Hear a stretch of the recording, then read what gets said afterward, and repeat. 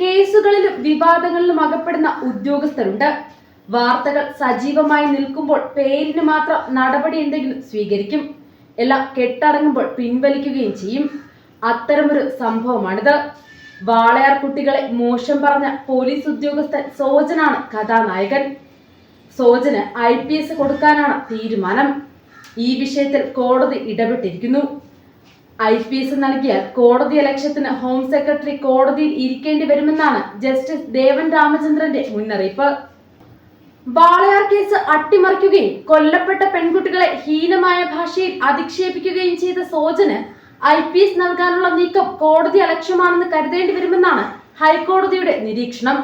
സോജന് IPS കൊടുക്കുന്നവരുടെ അവസാന പട്ടികയിലുണ്ടെന്ന് കേരള സർക്കാരിന് വേണ്ടി പ്രോസിക്യൂട്ടർ അറിയിച്ചപ്പോഴായിരുന്നു ഇത്.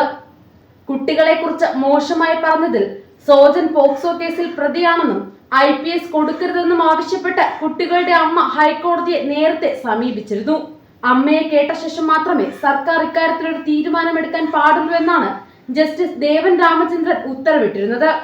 അമ്മയെ കേൾക്കാതെ സോജന് IPS കൊടുത്താൽ അത് കോടതി അലക്ഷ്യമാകുമെന്നും ഹോം സെക്രട്ടറി കോടതിയിൽ ഇരിക്കേണ്ടി വരുമെന്നും ജസ്റ്റിസ് ദേവൻ രാമചന്ദ്രൻ മുന്നറിയിപ്പ് നൽകി. ഹൈക്കോടതി ഉത്തരവ് അനുസരിക്കാൻ ഒരാഴ്ച സമയം കൊടുത്തിട്ടുണ്ട്. വാളയാർ കേസിന്റെ വിചാരണക്കിടയിൽ 2019 ജനുവരി 24 അന്വേഷണ ഉദ്യോഗസ്ഥനായ സോജൻ ദൃശ്യമാധ്യമത്തിലൂടെ ഹീനമായ പരാമർശങ്ങളാണ് നടത്തിയത്. ഈ കേസിൽ തെളിവുകളൊന്നുമില്ല.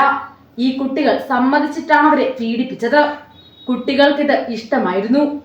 അവരുടെ പ്രായം അതല്ലേ എന്നിങ്ങനെയായിരുന്നു സോജൻ ദൃശ്യമാധ്യമത്തിലൂടെ പറഞ്ഞത്. ഈ വിഷയത്തിൽ അമ്മ പാലക്കാട് പോലീസിൽ പരാതി നൽകിയിട്ടും ഒരു നടപടിയും ഉണ്ടായില്ല.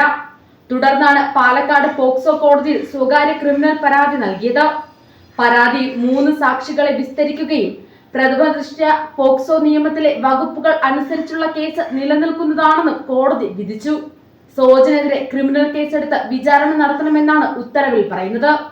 എന്നാൽ പട്ടികജാതിക്കാർക്കെതിരായ അതിക്രമങ്ങൾ തടയുന്നതിനുള്ള നിയമത്തിന്റെ ലംഘനമാണെന്ന് അംഗീകരിക്കാൻ കോടതി തയ്യാറായില്ല. അതിനെതിരെ അമ്മ ഹൈക്കോടതിയെ സമീപിച്ചു. ഈ വകുപ്പുകൾ ഉൾപ്പെടുത്തുമെന്നാണ് കോടതി നിരീക്ഷിച്ചത്.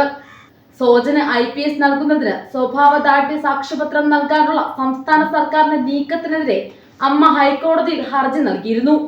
തുടർന്നാണ് അമ്മയെ കേട്ട ശേഷമേ സർക്കാർ ഇക്കാര്യത്തിൽ ഒരു തീരുമാനം എടുക്കാൻ പാടുള്ളൂ എന്ന് ജസ്റ്റിസ് ദേവൻ രാമചന്ദ്രൻ ഉത്തരവിട്ടത്. ഇതുകൂടാതെ MJ സോജനെതിരെ നാരായൺ നായർ എന്നയാളുടെ കൊലപാതകവുമായി ബന്ധപ്പെട്ട് ക്രിമിനൽ കേസുണ്ട്. കേസ് ഫസ്റ്റ് ക്ലാസ് മജിസ്ട്രേറ്റ് കോടതിയിൽ വിചാരണയിലാണ്. 2001 കുന്നംകുളം പോലീസ് എടുത്ത കേസും 2003 നർക്കോട്ടിക് സെൽ DYSP ചാർജ് ചെയ്ത കേസും നാരായൺ നായർ കൊലപാതക കേസും കുന്നംകുളം കോടതിയിൽ നിലവിലുള്ളപ്പോഴാണ് സോജന്റെ പേരിൽ തൃശൂർ ജില്ലയിൽ യാതൊരു കേസും നിലവിലില്ലെന്ന് റിപ്പോർട്ട് നൽകപ്പെട്ടിട്ടുള്ളത്. MJ സോജന് വിവിധ പ്രൊമോഷൻ തരപ്പെടുത്താൻ ആഭ്യന്തര വകുപ്പിലേക്ക് കൊടുത്ത റിപ്പോർട്ട് തെറ്റാണെന്നത് കൊല്ലപ്പെട്ട നാരായൺ നായരുടെ അനുജൻ കൃഷ്ണൻകുട്ടി രേഖാസഹിതം ആഭ്യന്തര വകുപ്പിൽ പല പ്രാവശ്യം അറിയിച്ചിട്ടുണ്ട്. ഇത് പരിഗണിക്കാതെയാണ് സോജന് സാക്ഷ്യപത്രം നൽകുന്നത്.